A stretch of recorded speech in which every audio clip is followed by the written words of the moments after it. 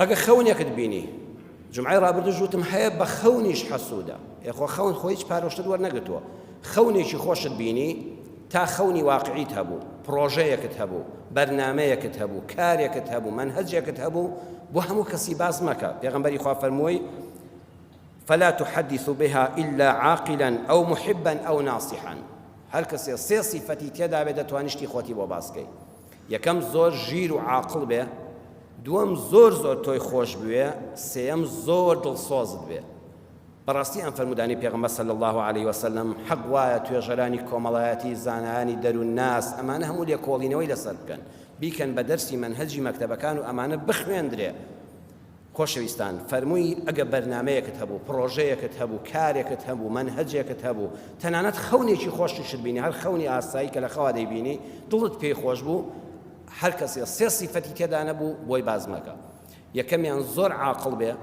دووەمیان زۆر تۆی خۆش بووە دڵنیابی سێمیان زۆر دڵسۆزت بێ بۆ ئەم سیانێ بەیەکەوە هێنا هیوا هەیە بەڕێزان زۆریش تۆی خۆش دەوێت واللهی زۆریش دڵسۆزتە بەڵام عاقڵ و ژیر نییە لەو بوارەدا بۆ نمونە جەنابەت گەنجێکی بە تەمای خوێندنێکی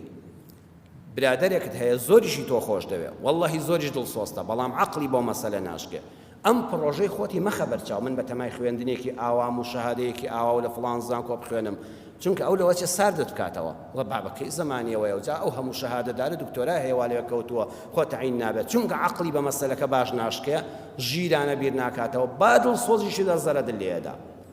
ئەڵێ فڵان پرۆژەی ئابووریم هەیە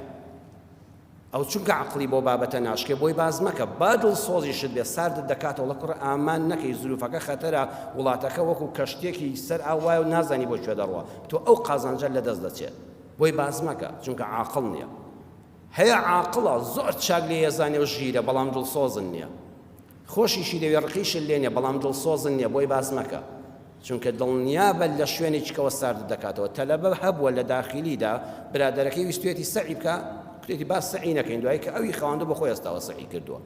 ئەبێ زۆر ئاگادار بی یەکەم عاقڵ بێ دووەم زۆری خۆش بووی سێم دڵسۆزت بێ هەر سێ سیفەتەکەی تێدا نەبێ بەیەکەوە بۆی باز مەکە